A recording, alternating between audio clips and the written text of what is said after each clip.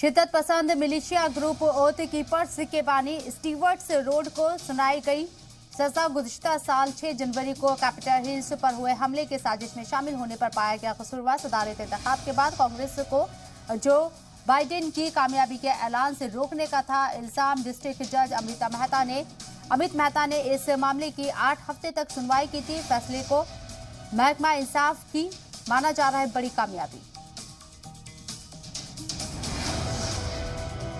सदर ज़ेलेंस्की ने कहा है कि फ्रंटलाइन महाज पर यूक्रेनी फौज को अभी भी मुश्किलात का सामना है। योमिया वीडियो पैगाम में ज़ेलेंस्की ने कहा है कि डोनबास और खार्किव में रूसी फौज अभी भी पेशकदमी जारी रखे हुए है और जुनूबी इलाकों पर कब्जे का मंसूबा बना रही है। आपको बता दें कि मशरिकी डोनबास इलाके में गुज़िश्ता 1 माह से रूसी और यूक्रेनी फौज के दरमियान सख्त मुकाबला हो रहा है।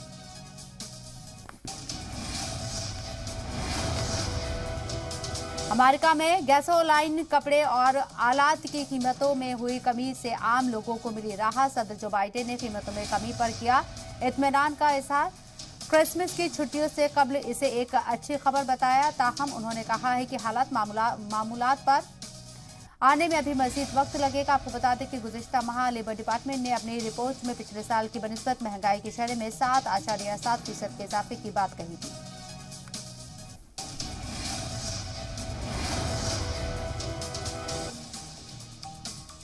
चीन जमा कर रहा है जौहरी हथियारों का जखीरा।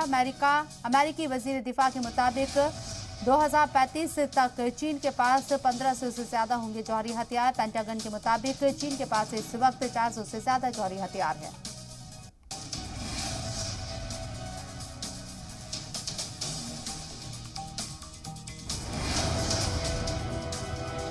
हार्वर्ड यूनिवर्सिटी के चीनी नजात तलबा ने बीजिंग हुकूमत के खिलाफ कैम्ब्रिज कैंपस में किया एहतजाज। चीनी तलबा और स्कॉलर एसोसिएशन ने कोविड ज़ाब्तों को लेकर किया पुरजोर एहतजाज। कुछ मुजाहिरीन ने हाथों में फ्री चाइना और फ्रीडम ऑफ स्पीच का बैनर भी उठा रखा था। आपको बता दें कि 1989 के बाद ये पहला मौका है जब बीजिंग और शंघाई में इस तरह हुकूमत के खिलाफ मुजाहिरे हुए।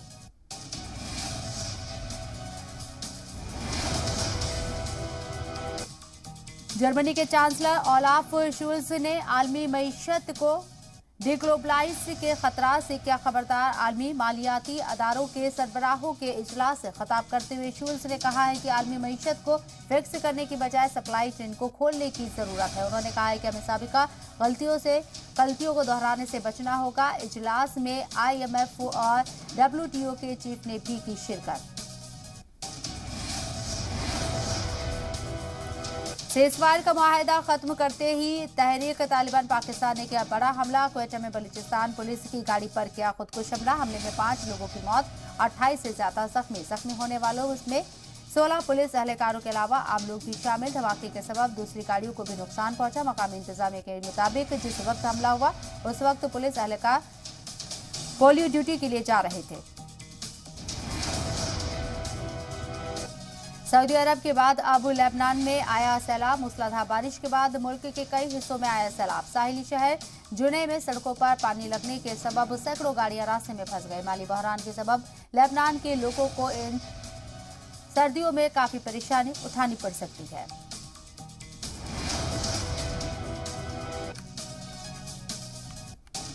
ऑस्ट्रियाई पार्लियामेंट ने साबिक वजीर आजम स्कॉट मॉरिसन के खिलाफ जारी किया मजम्मती बयान। कोविड बहरान के दौरान मुख्तलिफ वजारतों में खुफिया तौर पर की गई तकर्रूरी को लेकर की तनकीद। मामले की जांच के लिए बनी कमेटी ने मॉरिसन पर अख्तियारात का नाजायज इस्तेमाल करने और हुकूमत की साख को नुकसान पहुंचाने का कसूरवार ठहराया था।